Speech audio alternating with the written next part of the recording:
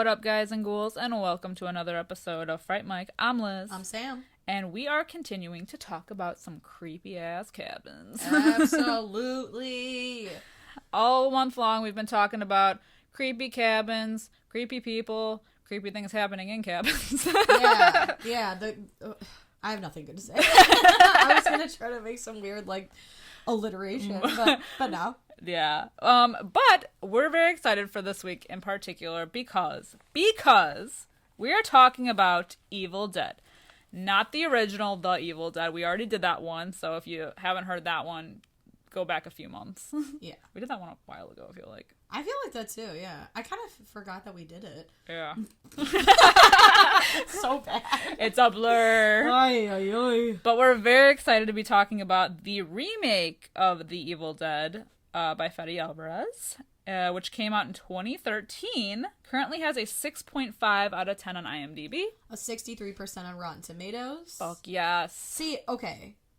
Is this I don't think is a remake. I feel like it's a requel. Yeah, I agree. It lives in that space. As I was saying a remake, I was like, ooh, but not really though. Right.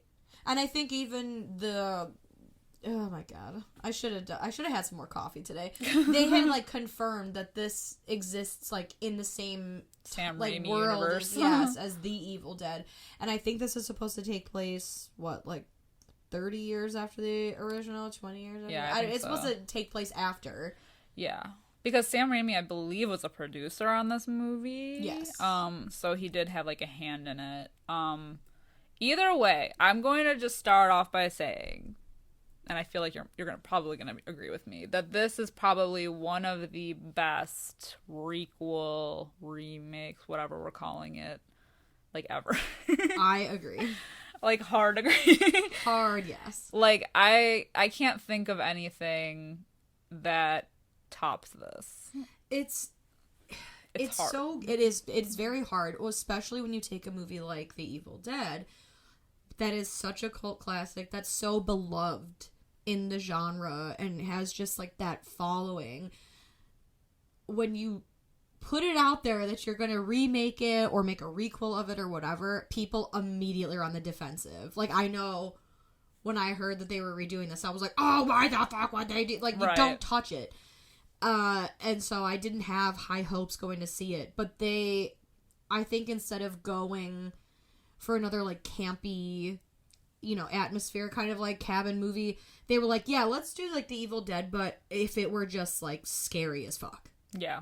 We're going full gore. I think, what did they say? They used 50,000 gallons of blood? 70,000. Or 70,000. Yeah, 70,000 gallons of blood. And I think 50 of that was at the end. And it makes sense. It makes total sense. This movie is so bloody. There was a part in it that genuinely scared me to the point where I thought about it for nights. I didn't sleep with my light on, but I had a mirror in my bedroom, and I the lights would go off and I would just kind of refuse to look at it. Because I would think about that, the part where she's like, there's something in here with us, and her brother's like, yeah, whatever. And then there's that thing, the demon in the mirror that's like, which should be funny, but it was just so fucking scary. Well, that's the thing about it, is they took the ideas of The Evil Dead and Evil Dead 2. Yes. I love that it wasn't just straight up a serious, there was fun parts of The Evil Dead, the original movie, and then they kept that in there, the serious moments. And then they just fucking took the balls out, bonanza that was Evil Dead 2, all of the camp. Yes. And they, threw that in there, too. So I like that it's, a nice mix of each of them. Yeah. I think that's what made it so successful. And so, I feel like a lot of the Evil Dead fans, the OGs, they like this one because it has, both flavors in there. If right. That makes sense. It pays homage. To both. And it still feels a little original, also. Right. They even use some of the original audio from the first that overlay when right. she's screaming. And we get the end credit cameo by the Chin himself. The Chin. The man, the myth, the Chin. And I like that they didn't recast like an Ash. Yeah. You know? Yeah, I think that would have upset the fans. Mm-hmm. And that's one of the things I love about this movie, too, is there's a justification for them being there that is believable. It's not just another, like, hey, we're going up to the cabin all weekend to drink and fucking bone and... Exactly. Like, there's a reason that they're there, and that they're... You know, there's like David, Natalie, Olivia, Eric, and Mia, and the whole point of them being there is because Mia, who is the sister of David, she had like a really bad, or has a really bad heroin overdose, and so they were just basically trying to like get her to quit cold turkey and spend her day, her weekend up there to hopefully try to get her to like get it all out of her system and everything. Which also lends to the belief, you know, like they're able to excuse a lot of things with her behavior as, oh, well, she's going through withdrawal. She'll say anything. Yeah. She'll do anything the to get out of here. Right. She's just trying to get out of here. So it is cool that it grounds itself that way, where you're not like, you dumbass, just leave. Right. Like, things are weird. And she tries to leave she when does. she, like, especially when she starts with the hallucinations and everything, or what they think she's doing is hallucinating, but she's actually seeing things. Yeah. And then when she tries to leave herself, you know, yeah. Shit's fucked. Yeah. I just like that Eric, when David keeps saying, like, it's gonna be fine, it's gonna be fine. He was like, yeah, it's gonna be fine. Just so you know, like, nothing has been fine so far. We're all acknowledging that right here and right. now. I don't know if you've noticed, but this is kind of fucked. No. It's been fucked since Jump Street, guy. Yeah. I like the cold open, too. Yeah, we're treated to, like, the girl that is wandering in the woods alone. And then she comes into that... They have that room of, like, dead cats. Yes. Which ends up being, like, the basement or the room in the basement. But, yeah. I feel like I could smell that room. Yeah. Oh, absolutely. I know 100% what that room smells like. And then they fucking torture ass. Mm-hmm. They do, which, did you notice the little demon? There's a demon in the flames. Oh, yeah. Unless I made that up and I was just wanting to no, say I something. think so. Okay. Because I'm like, oh! Whoa! Hey, now. But yeah, they definitely torture ass, which is cool because, like, she's a real good actress because she's like, no, please! And then... You think she's gonna be, like, a victim because her dad comes in and she's like, no, and you think she's gonna be some kind of, like, experiment, but then the full, like, deadite emerges from her. It reminds me so much of that movie that we did, The Shrine. Yeah. We did that, right? Mm-hmm. Okay. I'm going senile, man. You're on, like, a different timeline. I know. An alternate universe. It reminds me so much of The Shrine, where, like, they're putting the masks on people, and you think, like, oh my god, these people are, like, monsters. And then they let that one chick go, and she's like, bleh. Right. Yeah. Dude, no, there's a reason for everything. Exactly. I would never have put this together myself, like, ever. But all of if you take the first letter of all of their names, it spells demon. Interesting. Oh, yeah. Yeah. Now that I'm looking down at my notes and I see it, I'm like, oh. David, Eric, Mia, Olivia, and Natalie. Yes. Also, Natalie. Yeah. Wow. Yeah. Supposedly, allegedly, a lot of her lines were cut, but she's just so... Very much of a background character. Like, so milquetoast. It's... Ugh. Yeah. You forget she's in it until she cuts her arm off, and even still, somehow that's, like, a little boring. I mean, compared to everybody else, yeah. Yeah. I mean... Yeah. I was gonna say at least it was just another body to have something like fucked up happen to. Yeah. Yeah. I know. It's like there weren't a lot of people in this movie, but still it was too much. Yeah, she was, yeah, no. It's fine. Yeah. Like, well, and especially the line delivery, because they take the line from the original, like, what happened to her eyes? But, like, the way that she even delivers it, it's like they woke her up from a coma and she's like, what happened to her eyes? I don't even know. Or is that the Rosemary's Baby? I don't know. But, like, she says something and I was just like, oh, you're here. Oh, yeah, I forgot about you. Yeah. Oh, wow. What was your name again? Well, it's what a waste. I think too, because we last week we talked about Cabin in the Woods and how at least everybody in that group was somewhat memorable because they had a purpose, whereas Natalie doesn't really have a purpose. At least Olivia is there because she's like a nurse or something, and she's helping with the detox or whatever. And so I guess she has like a thing, and she's at least a little bit more. She definitely has more screen time than Natalie, but Natalie's just like, oh, it's David's girlfriend, and we're bringing her along. Right. She's somebody to shove down in the cellar to make things interesting. Right. She's not even she's the a most throwaway. Like, literally. Yeah. She's trash. Yeah.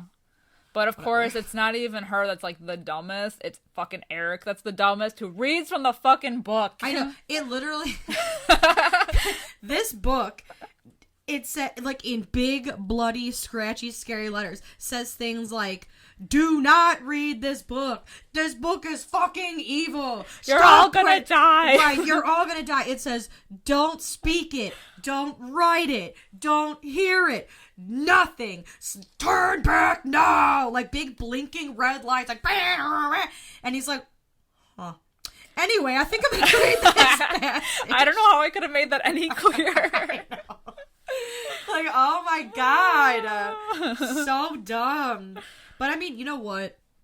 He owns up to it. Because, like, later on in the movie when he's like, you know, I do feel like this is my fault. I feel like... Yeah. Yeah. He's very casual about it, too. Yeah. Like, he just kind of, it's like a toss-out comment. Yeah. You know, like, why is this happening to us? I may have read from the book. But while I was there, I got some information. He does spend a lot of time, like, researching. He's got the whole, like... 'Cause he's like a teacher. Spotlight on the... Right. the desk lamp on the thing, and he's, like, dissecting the whole damn thing. Yes. He does. Yeah. He does, like, end up giving them the information about, oh, well, once the evil spirit's unleashed... it needs to claim 5 souls to bring forth this thing only known as the abomination. Yeah. Which kind of looks like Mia. Yeah. Right? I think so. Yeah. Especially when they're, like, right next to each other or, like, face to face. Okay, speaking of Mia, the character, Jane Levy, I love her in this. Oh, yeah. Did you know she wasn't originally cast? Who was? So, first of all, I don't know how you guys feel about Gillian Jacobs. Boo. I don't find her... She was C. Bierman in the Fear Street. Oh, yeah. Okay. Boo. I don't like her. I don't know. I find something about her. I just don't jive with it. But she had auditioned, but lost out to Lily Collins. And then Lily Collins dropped out. Yeah. And I'm just so grateful that series of events happened. Because I think Jane Levy did awesome. And then she went on to work with Fede Alvarez again in Don't Breathe. Yeah. She gives me more Final Girl energy. Absolutely. She's such a great actress. Yeah. Like, goddamn. Yeah. She's like the new... I don't want to say like the new Samara Weaving, but she like at least has Final Girl energy like her. Yeah. Yeah. You know? Mm-hmm. Yeah, that's weird. I didn't know that that whole casting thing. What I did like about Eric reading from the book though is that we got that first person shot like through the woods, just like the first Evil Dead. Exactly. Which I know when we talked about that in that episode, we were like, oh, exactly. That's what it feels like. Like we're like word of the spirit. Exactly. Yeah, I like that. And I do feel like those camera shots also mimic the opening shots of The Shining too. Yeah, I like those. I do too. You like feel like you're there, man. Right. Well, you feel like you're getting the other side. Exactly. Like the camera is just so great as a character on its own. Like I don't even need to see the entity. I am just terrified by like that energy. Like because it's chaotic. It is so fast. Right. Right. Mm-hmm. Ooh, and the sound design with it is like so fucking good. I'm rock hard. And see, that's what I'm saying. Like, I like that they didn't copy it. I mean, they did, but, like, they did their own thing. Because then the next thing is, like, the whole tree scene, which was in the first movie. Mm-hmm. But at least they made it a little bit different this time around. Which I think I had read. I don't know if this is true or not. Supposedly they did not want that scene to be in the movie. They had shot it later. Because they were like, no, we have to have that iconic scene in there. It's like, I mean, do you? You didn't. I mean, I think it's fine. It worked out fine. I mean, it was in the other one, and it was like a controversy. But now that like that's been done, it wouldn't there was serve no purpose for it to be in it again. I suppose. Yeah. Whatever. I mean, it really just like it shows how Mia ends up getting possessed. Yeah. But no one else has to get raped by a tree to be possessed. So. A simple, a simple waterfall of blood on the face can do it. Exactly. Yeah. Whatever. But at least they made the abomination creepy as fuck. So creepy. The eyes, man. Oh, I hate anything that has, just like the creepy, thin, almost, in a way, like just the body form alone is almost kind of like, could be a man, could be a woman kind of thing. Yeah, I don't even think it has. There's no like gender. Genitals. Yeah, right. There's no like I don't want to say obvious gender because it kind of looks like a girl in the face. Right. At some parts, but it depends. It's the way it moves that it's so like. It's so unnatural. Unnatural, yeah. It's just like this genderless entity, and of course like the long scraggly dark hair and the crazy like yellow red, like I don't know, the eyes, terrifying. I love it. Terrifying. Yeah. Especially like I said, that scene where so like obviously Mia comes, they find her, bring her back to the cabin, and they think she like had tried to harm herself, so she can get out of here. She's going through the withdrawals and all that, and she is telling David when she's terrified in the room. Literally she's like, terrified. There's something in here with us. And he's like, yeah. And it just like zooms into that mirror and it's just like this, I hate it. I hate it. It's so creepy. It is the one thing, like whenever someone talks about the Evil Dead remake, that's the first shot that comes to mind is that demon that's like, blah, blah, blah, blah. And the box cutter thing. Oh, yeah. Yeah, that's... Ew. We'll get there because it makes me feel some type of way. I feel it in my butt. I know. I feel it everywhere, man. I could like, it's like a paper cut. Like it's the smallest thing, but like, I mean, this isn't, but like, it's just that like key. I know. Oh God, electric shocks to my butthole immediately.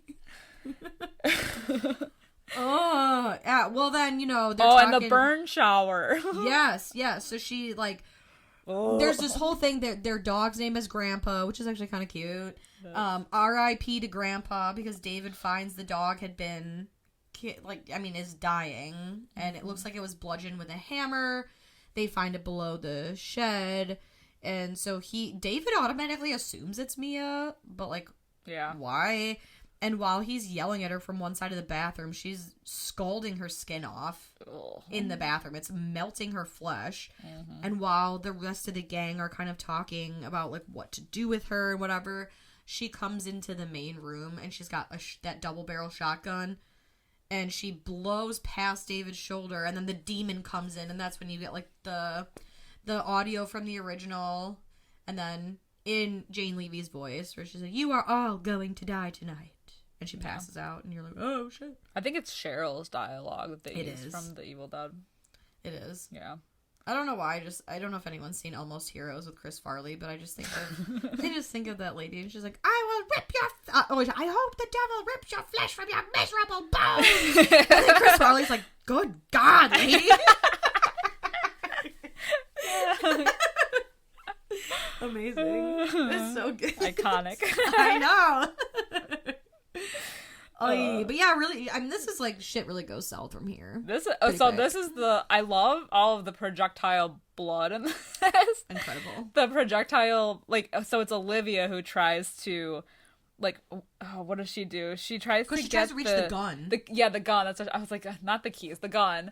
And that's when fucking Mia gets the upper hand and just blah, blah, blah. It's all incredible. Over her face. A waterfall of blood. Oh. Amazing. Oh. I just want to gross. Oh. No, you know what? I was gonna say something weird, and I'm not gonna say it. At least they decided right away to lock her up in the basement. Okay. It's not even in Cabin Fever where they're like, "Hey man, you're gross, and you gotta get getting in the shed," right? Olivia literally shoves that bitch and she tumbles into the cellar. She's like, "Get the fuck out of here!" And then they lock her ass up. I mean, no hesitation. Yeah. I've seen this movie before. Exactly. I know what goes down from here. Smartest move. And that's when at least Eric acknowledges, like, oh, I don't think she was hallucinating. It might have been my fault. I ignored the 50,000 warning signs all over this fucking flesh book. Exactly. He's like, I feel like I'm maybe 50% responsible for what happened. I may be to blame. The jury's out, but I feel like I had something to do with it. But don't come for me, because I have the information. Yeah, and, like, it's kind of cool, because, like, in the book, there are illustrations of the kills that end up taking place, like, with the slicing of the face, and then while Olivia, she's in the bathroom, and she's trying to clean the blood off of her, she looks in the mirror, and there's, like, a demonic version of her, with, like, a fucked up, sliced up face, and then Eric... He goes looking for her in the bathroom, and the light is, like, flickering, but he hears, like, real sloshy, fleshy noises. Squishes. Squish. And he goes, and she has, like, she's, like, cut her cheeks off and, like, really mutilated her fucking face. And, oh, my God. Eric, deservedly so, I feel, he gets fucked up. Yeah, she stabs him. So she stabs him a lot. First, she stabs him in the shoulder, and then she takes that, isn't it like a syringe, to, like, the face, multiple times, and really, he gets lucky. There's, like, a piece of porcelain from the toilet, and he ends up smashing her head to pieces, and finally, like, killing the deadite version of her. But that is just the beginning of Eric's troubles, because he ends up getting the nails, and he ends up getting shot. The goddamn pincushion scene. Oh my God. Oh God, and you can see it go through his arm. Oh. Ooh. This movie is just so painful. It is. Everything is awful. It's so extreme, and I love it. I know. They had given it an NC-17 rating, and I think it was banned in, like, I think in Ukraine it is. Yeah, that makes sense. I think it still is. That's crazy. I'm surprised it's actually not banned in more places. I mean, Right. It probably is, but from what I heard, it was at least banned there. But it is violent. Yeah. I mean, it's great, though. It is. Oh, but it's so painful. Because I feel like it is very gory and very violent and very bloody. And it is over the top, and yet I feel like somehow it works. Where, like, with some of the Saw movies, you know, like 3, 4, 5, it's just like, this, okay, it's too much. That's the difference between, like, a movie like Saw, well, like, the later Saws, right, and even Hostel to, like, some extent, it's just, like, gory and brutal, but they're, like, it's, like, human on human, whereas this at least has that, like, goofiness factor, like, you're right, like, that over the top, so it's, like, very gory, very bloody, but I don't know why it's, like, easier to stomach than, like, a Hostel movie. You know what I mean? Yeah. Well, it doesn't have anything to do with it being, like, a demon, do you think? Maybe. And maybe that's what I'm saying. Like, human on human seems like it's just torture. Right. And I don't know. There's something about it that's different. I don't know. Because I think with movies like the later Saws or... some of the kills in Hostel, or even, like, the Human Centipede, I'll even say, like, some of those, I feel like they're doing it to push it as far as they can. It's, like, the big ick factor. It just makes you feel dirty, and it, like you said, it's person to person, and especially Hostel, because it is scary. Yeah. You know, to think that this could, like, people get like, it could happen. Kidnapped right, you know, but it's goofy though, and this it's goofy, yeah. And maybe because we know that it's from the Evil Dead franchise, but also I think the blood, even though there's a lot of it, it's like really red. Yeah, it's almost like Sweeney Todd red, like, yeah, you know. And there's just so much of it, and you know, especially when Mia is puking into Olivia's face. Yeah. Like, it doesn't look realistic necessarily. Yeah. You know? I think it is just the over-the-top nature of it all that makes it more, like, fun gory than sadistic gory. Right. Yeah. Right.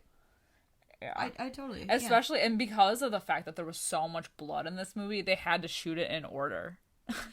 Honestly, how do you reset a scene? Yeah, like, you can't clean that up. Right, okay. Cue the puke waterfall. Okay, now clean this up, and we're gonna... And do it again.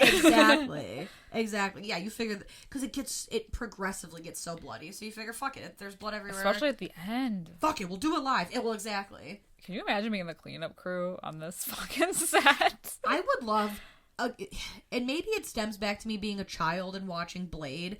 I feel like one of my biggest fantasies in life is to just be showered in blood. Just let it rain blood upon me. Like, that end when it's, like, literally rains blood. I'm like, okay. I know this is, like, scary, but also... Epic. And it's probably because of, like, the blood rave scene in Blade. Yeah. Or anything in True Blood. Where they're just, like, banging and just, like, there's blood everywhere. And I'm like, oh.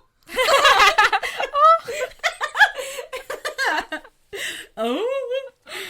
I mean, what do you want? What do you want from me?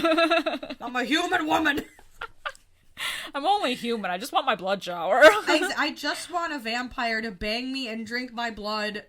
And we'll find What them. do you want? We'll find them. Have you seen Eric Northman? Have you seen Eric Northman? I know. I know. Have I? I know you know how I feel. It's gonna turn into me, like, us barking. Absolutely. Abso-fucking-lutely. We should do an entire fucking month of True Blood. We should. I don't even think we would be able to audibly express things. It would be noise. It would be like that episode of SpongeBob where they're cavemen. We're just but somehow we understand each other. Exactly. Well, this got off the rails. As it usually does. The point is... Where the fuck were we? Oh, the box cutter scene. The box cutter scene is next, which... So this is definitely, like, the most iconic part of this movie. Yeah. So Natalie, who's been 100% boring and forgettable until this point, she is hearing Mia call to her from the cellar, and, like, the dumb bitch that she is, she's like, oh, seems legit, I'll just wander down there, and Mia, like, pounces on her, and she, so Natalie's trying to defend herself with a box cutter, and Mia uses it like it's a fucking Tootsie Pop, and just forks that tongue. The old tongue split. And then she fucking French kisses her. Oh, yeah. Oh, yeah. Wow. Get in there. That is aggressive. Oh, wow. Yeah, that was crazy. And then, of course, David's like, get out of here, you. With a squirt bottle. Back, please. Down, girl. I'm gonna pee my pants. It's so true. At least he's like, okay, we need to destroy the book, and they tries to burn the book. Yeah. Incredible. I know, yeah, well then they realize, like, okay, the book's not burning, so I guess we'll dive into these chapters a little bit more.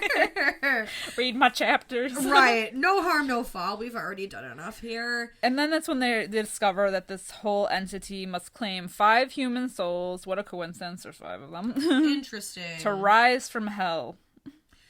Yeah, pretty boring. I do like that the drawing of the entity, it looks like the Night King, but like with a candle sticking out of his head. What's with the candle? I don't know. Is he a cupcake? It's so... He looks like a demon cupcake. A demon cupcake. Right. It's so bizarre. I literally was like, huh. Maybe they're trying to go for a seance kind of thing, but it's kind of weird. Maybe he should be holding, holding the candle. Yeah, I don't know why it's sticking out of his head. And it looks like... I mean, he looks like the Night King. Yeah. But, like, with a little tiny, like, birthday candle. Just, like, one singular Teletubby. Wick. Yeah, exactly. That's so weird. So, because it needs 5 souls, well, let's keep a tally now. So we are over... Olivia's dead. Olivia's dead and gone. She's gone. I feel like it already has Mia's soul, but who knows? Does Grandpa not count? It said human soul. Oh. are humans. You know all dogs go are to heaven. Humans. All dogs go to heaven no matter what. They're good boys, okay? They're the goodest of boys, especially with a name like Grandpa. How do you... Aww. You can't claim why that. do they always have to kill the fucking dog? I know. Whatever. I'm mad about it. There's so many dead dogs this month. So many. I think in every fucking movie, there's something dead. I think Cabin in the Woods is the only one that doesn't have a dead dog in it, right? Yeah, and the one we're doing next week has a dead and dog. Tucker and Dale. Yeah. Right? No, the dog gets away in Tucker and Dale. Yeah. Oh, because it's their dog. Yeah. Yeah. Oh, yeah, but other than that, yeah, I think like every other movie that we're doing this month. Including next week. Has a dead doggo in this. Cabins and dogs do not miss. Do not mix. Do not bring your dog to the cabin. Exactly. I don't like it. Meanwhile, speaking of horrible things, Natalie's arm. So she got bit by Mia at some point when they were making out in the basement, and it fucking festers. Yeah. At least she rough. like it thinks on her feet enough to like be like, oh fuck, I need to like lop this bad boy off. Yeesh. Yeah. So she fucking really saws goes to it off. town. Yeah, she takes like an electric, like a turkey cutter. And I love how like knife. I love how she's doing it, and fucking like Mia is like poking her head out of the basement, right? Like watching her. Hello. I know, and she's like, cut it. Or does she say don't cut it? She says cut it. Don't cut it. She says don't cut it. I think she says don't cut it, but like by then it's too late. Right. I mean, I really do like that little peekaboo. Yeah, that moment. It's creepy. It is. Her eyes are fucking creepy. They use that. I feel like they used that image a lot in the trailers for this. Yeah. And I think this was one of those movies where the shots in the trailer were different than the ones in the movie. Like maybe like the same shot but different dialogue. Yeah. Like different takes. But I like when they do that. Yeah. Because then you don't, like, you're not expecting what's coming in the movie because they've changed the dialogue or it's not exact. Like they did that for The Invisible Man. I was literally just thinking about that, but I wanted to see that part because it was so fucking creepy in the trailer. It was. That was good. But I do appreciate when they do things like that because then you're caught off guard or, you know. Don't get me started on new movie trailers. I know. Just fucking showing us the whole damn thing. Oh, truly. Especially because they're like fucking 4 minutes long now. Yeah, I'm like, I've seen the entire movie. I can't even tell you how many times we've gone to see a movie and we've seen the trailers ahead of time, and I'm like, well, I feel like I don't need to see the full fucking movie. Exactly. They show everything. I'm not joking, on YouTube today, it was an ad you could skip, but it was for Firestarter, and I was like cleaning dishes or something. And it was like a 3.5 minute long trailer for Firestarter. I'm like, I know everything now. I've seen it all. Exactly. Nothing's left to the imagination. Remember when they did the Pet Sematary, the remake trailer? They fucking spoiled the movie in the trailer. Yup. And I was so fucking confused because at the time I hadn't seen the original, and I was like, wasn't it the little boy? Yeah. You're like, wow, way to go. Wow. That's so fucking stupid. Yeah.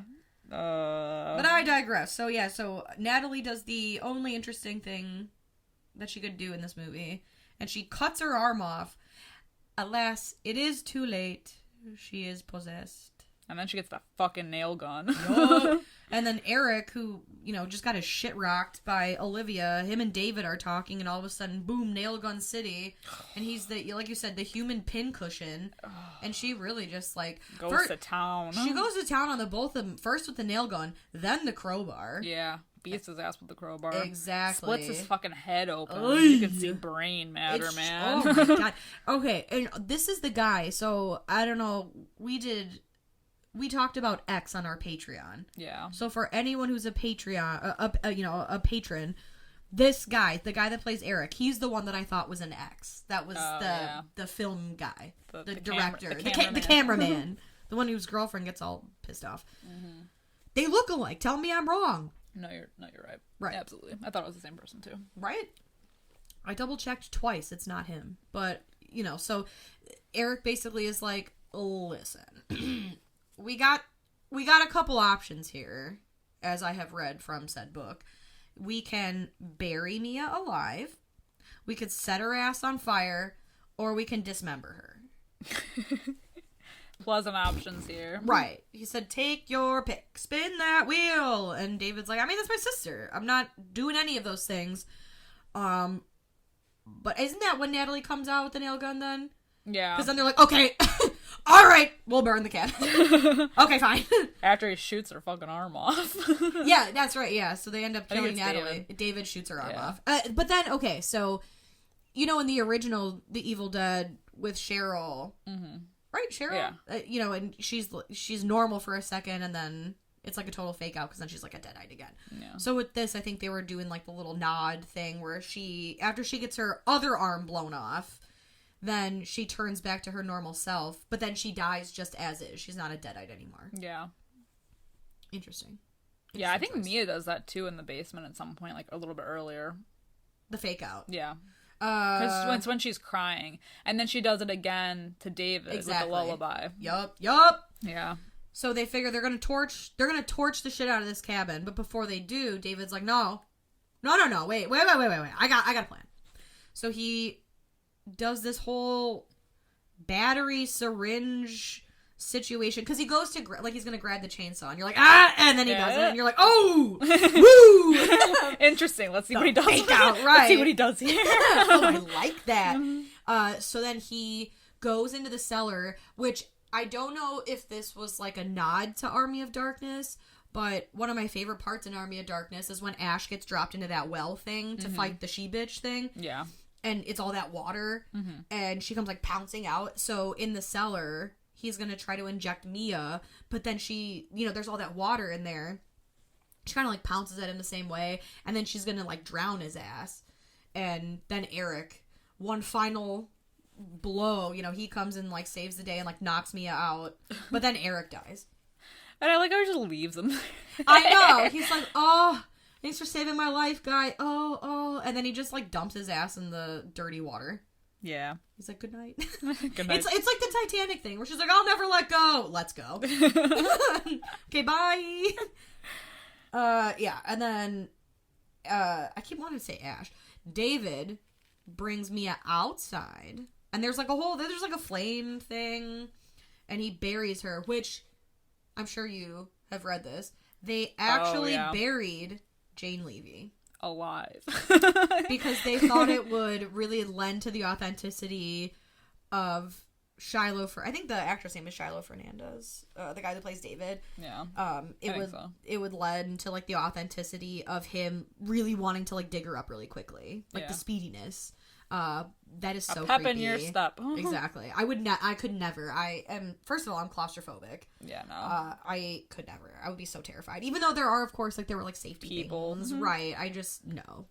So he buries her, and he's like, oh, and then the flame goes out. Right? Yeah, the flame goes out, and then he revives her with the battery. It was like Pulp Fiction with a battery. Yeah. But she's cool. She's safe. Like, huzzah, it worked, and she's not a deadite anymore. Yeah. But shit gets fucked. Because they're like, we gotta go. We're gonna get the fuck out of here. He grabs the keys. And then, boom, out of the shadows, into the light. Deadite Eric. Yeah. And he gets David in the neck with some pliers? Something. Shears? Pliers? Yeah. And so David's like, ooh. I don't think I'm gonna make it out of this one.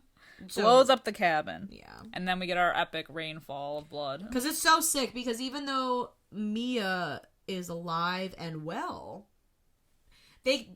I feel like the devil, he's a little tricky, because he's like, I'm gonna count it. Yeah. Because you were dead. Right. At some point. We took your soul. So... they reached cue Lady Gaga's Rain on Me. They reached the soul quota. He rises. It rises. And it is gnarly. Scary. Yikes.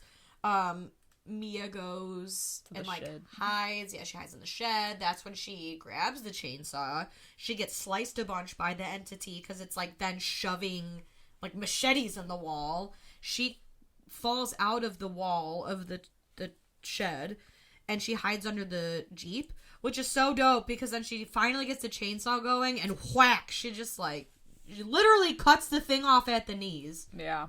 It's so dope. But okay. And she gets her hand crushed when it fucking throws the car on her. Which is cool. And then rips her own fucking arm off. Or, like, her hand off of her. You figure, like, honestly, even though it's, like, super painful and she's, like, good now, she's been dead. You know, so, I mean, at this point, she's like, well, fuck it. Yeah. But then she, you know, she loses the hand. So she's, like Ash. She's like Ash round 2. Yeah. She's such a, oh my god, she's such a badass, like, final girl. Oh my god. And then, and then when she, and when she fucking kills it. Yes, because, like, of course, the entity now, like, it literally doesn't have a leg to stand on. And it's like, it's, you know, saying things like, I will feast on your flesh. And Jane Levy, of course, because, like, you know, the final girl has to say something badass. So she says, something badass. No, she says, she's a feast on this, motherfucker. And then fucking just an explosion. A geyser. It's like she made a human zipper out of it. She, like, literally saws it in half. From head to... I was gonna say vag, but, like, it's like a sexless thing. So it's like from head to Ken doll lump, you know? From head to mound. I was gonna say crotch, but I hate that word. Yeah. Gross. Yuck. Yeah. Yeah, she saws it right in half. Ugh. Hot dog style. Oh. Hot dog style? It was fucking epic, though. Whatever it was. It was awesome. Dude, it was awesome. This was the best part of the movie.